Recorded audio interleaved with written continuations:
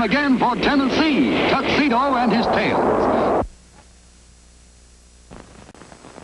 Come on and see, Tennessee Tuxedo. Tennessee Tuxedo.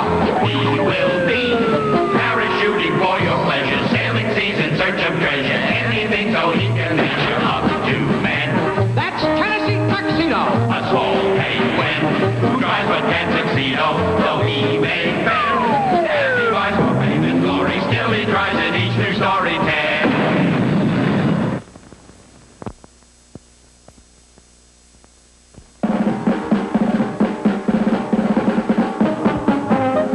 Tennessee Tuxedo had long been the star attraction at the Megapolis Zoo, but suddenly people weren't watching him anymore. Now all the visitors to the zoo were watching the zoo's newest occupant, Jerboa Jump, a rare jumping mouse transferred from the Brooklyn Zoo.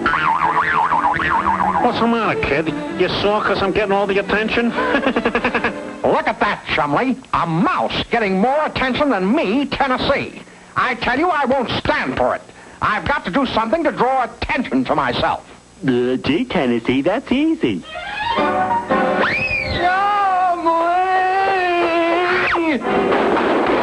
You see, Tennessee? You went higher than Jerboa Jumps. You went so high. You dim-witted walrus, I want to get attention by doing something to make me a hero.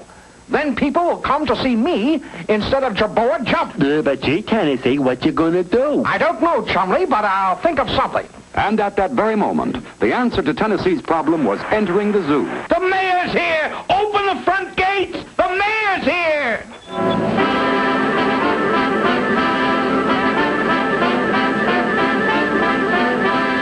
Come on, Chumley. Something tells me this is the answer to my problem. Okay, Tennessee. Come in there, come in. Livingston, did you know that the ancient Aztec Indians actually had a zoo of their own? Why, no. Well, they did. And I want to find some evidence of that ancient zoo and put it on display right here in the Megapolis Zoo. A wonderful idea. Of course. And I'm delegating you to hire some archaeologists who will go to Mexico and find the kind of evidence we need. Archaeologists? Right. And you tell them that if they find me the evidence of that Aztec zoo, I'll make them public heroes. I'll tell the mayor. I'll handle it right away. See that you do, Livingston. Good day. He's leaving, Chumley, and I heard all. I'm going to be famous. I'll just... Hold it! Hold it! No! Good morning, Stanley. I hope you don't mind my dropping in like this. My window. You broke my window. Now, hold on, Stanley. I heard what the mayor said about finding evidence of an Aztec zoo in Mexico, and I'm just the man for the job. You? Now listen to me, Tennessee. I'm hiring trained archaeologists. Now, out! Get me out of here! Get me out of here! That does it.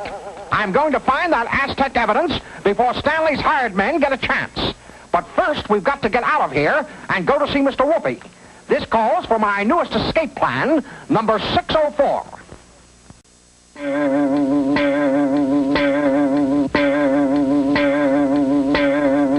Tennessee, I got a riddle. What is the biggest bow in the world? I don't know, Chumley.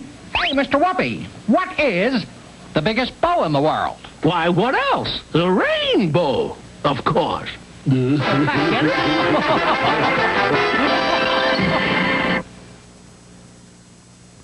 Now, these old tires and these two sliding boards will do the trick. We just get inside the tires, roll down the sliding board, up the other one, and then we'll fly right over the fence. The fly? But where's the airplane that goes with these wheels? Don't be ridiculous, Chumley. Just get into that tire. That's it. Now, let's go.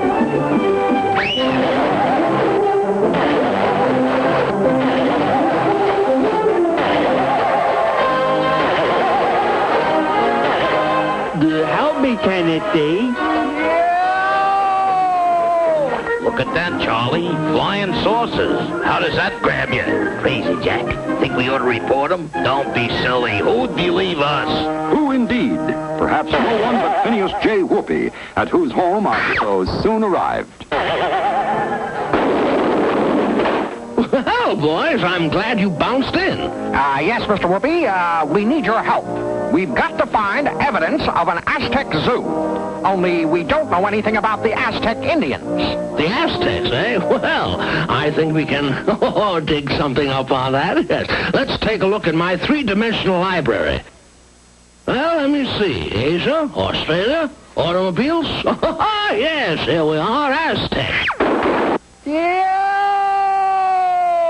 Oh, my. I really put your foot into it, didn't I? Sorry, Tennessee. Well, now, oops. Let's open up the book, shall we? Step right into the book, boys. These 3D books really give you the feel of history. Well, now, it was about the year 1200 that the Aztec Indians moved down from North America into what is now Mexico. The Aztec Indians had bows and arrows, while the other Indians had only clubs. So the Aztecs always won the battle. All right, wise guys. Let's don't make this a sore subject. Go ahead, Mr. Whoopi. Oh, yes. Well, by the year 1400 or so, the Aztecs and their better weapons had conquered almost all of Mexico. They called their capital city Tenochtitlan. Tenochtitlan was a very lovely city. Many of the buildings were made of light-colored stone, which shone in the sunlight. There were lovely homes and beautiful temples. Gee, Mr. Whoopi, they must have had a lot of rain. The streets were all flooded. Oh, no, Chumley. These are canals. The Aztecs used canals instead of streets. I wonder if their throughways were slippery when dry. Oh, yes. Get me out of here! Say, Mr. Whoopi, look at that archway over there where those two fellows are standing. What do those pictures on the archway mean? Well, you see, the Aztecs didn't have any alphabet like we do. They wrote with pictures. That's the Aztec Zoo. The zoo? Remember that, Chumley. Remember how it looks. Now, one last thing, Mr. Whoopi. You don't hear about the Aztecs today. What happened to them? Well, in the year 1518, a Spaniard named Hernando Cortez sailed with a large army to fight and conquer the Aztecs. There was a fierce battle, and the Aztecs lost. Today, Mexico City is where Tenochtitlan was. Well, if the evidence of an Aztec zoo is in Mexico, we know enough to find it. And I'll be a public hero. Phineas J. Whoopi, you're the greatest. Come on, Chumley. It's off to Mexico. CC, Tennessee. And shortly after, Tennessee and Chumley were on their way to Mexico. Stanley Livingston was sending off the two archaeologists he had hired. Now remember, men, we must have positive proof that the Aztecs had a zoo. We need something special that we can put on display right here in our own zoo. Don't worry for a moment, Mr. Livingston. If there's evidence there, we will find it. Do that, and the mayor promises to make you public hero. Yes, well, consider it done, old chap. We'll bring back the finest proof imaginable. But even the two archaeologists, enthusiastic as they were, could not have been prepared for the kind of evidence they saw when they arrived at the Aztec ruins in Mexico. Look over there, Richard. Is that proof of a zoo, or is that proof? Oh, it's amazing, old fellow. That is proof. Won't that Livingston chap be happy when we bring those back? He'll be delirious, Richard. Hurry and get the nets and the crates, or let's get to work. And so, in an amazingly short time, the two archaeologists returned to the Megapolis Zoo carrying two large crates. Do you mean you've already got positive proof that the Aztecs had a zoo? Just you wait and see, old bean. Open up the case, Richard. There's your proof, Ducky. The Aztecs must have had a zoo. Why else would we have found these? A penguin and a walrus. Oh, no! No!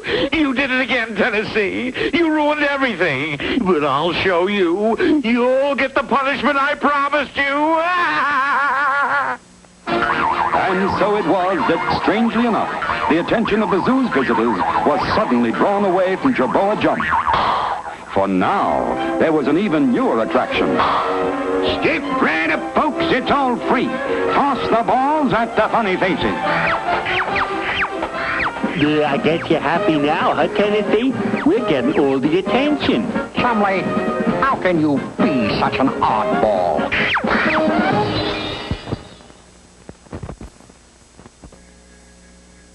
Tennessee and Chumley will be right back with more cartoon fun.